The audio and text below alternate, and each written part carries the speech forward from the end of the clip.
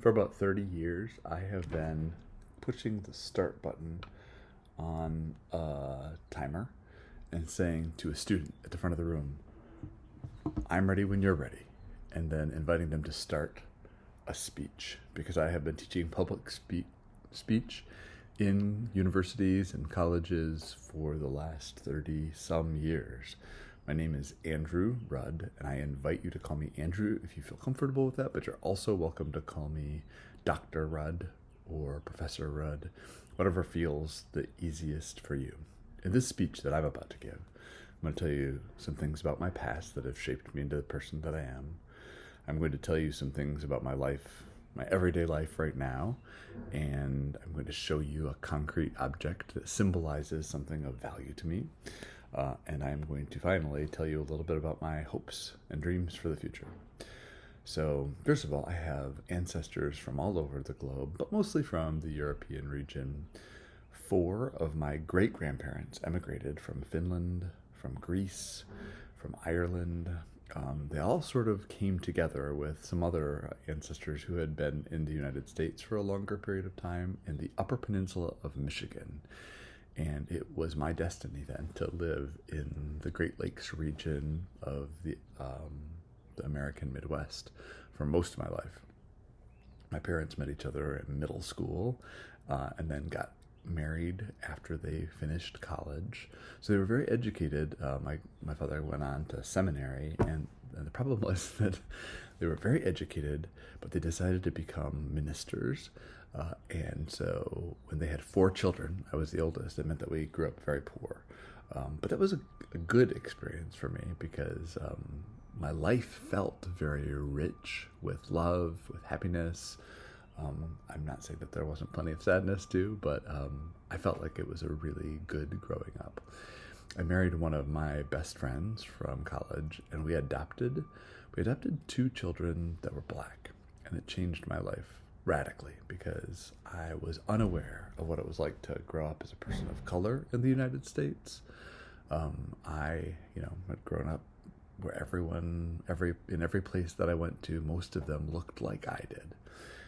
That experience was one of the best, most difficult parts of my life because it helped me understand the value of communicating across difference, how complicated it was, and yet how vital it was, both that we take on roles as advocates and that we find ways to make sure that we're listening to all the voices that need to be at the table. That's one of the reasons why I teach about public communication. So secondly, what am I like now? Every day I wake up and I write down my dreams in a journal. I have hundreds of these little books full of my dreams from up here that happen in the night. I swim 3 to 5 miles every week. I love to go on hikes. I love to watch and talk about movies. This is my concrete object. It's a book about Wes Anderson, the filmmaker, who is just one of my favorite filmmakers. He made a film called Rushmore, which was one of the first times that I identified so strongly with the main character that I felt like I had seen myself on screen. And the reason was because he was obsessed with groups of people telling stories. And that really is my focus in my life. In the future, I hope to continue to help students become more confident in their public speaking and to overcome the barriers that they face in communicating in different spaces. I hope to continue to help graduate students as they learn to be teachers of public speaking. And I also hope as a person to finish a novel and go visit the redwoods and travel to some countries that I have never gotten to see or experience.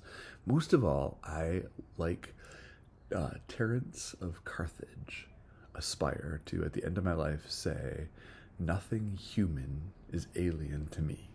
I just want to keep on growing in a way that understands the world differently. I took about 4 minutes and 30 seconds to share my speech. You should only take 2 to 3 minutes. Some of you will be happy to end at 2 minutes. Some of you will take 3 minutes. And then you're going to post it here using Kaltura. And then in the discussion group, each of you will watch a number of your peers' speeches after you post your speech. Watching the speeches will give you an opportunity to sort of recognize some of the unique ways that people present themselves, and some of the challenges that people overcome when they actually give a public speech. I don't expect anyone to be perfect. I expect all of you to be trying. I do want you to give feedback to each other about what you think really worked in your speeches. You don't have to give any critiques, but I do want you to talk about some of the similarities that you noticed about your lives or about your values, because you are going to be working together in teams and in dyads and in groups throughout the whole semester. Thanks so much for listening to this sample introductory speech. I can't wait to watch yours.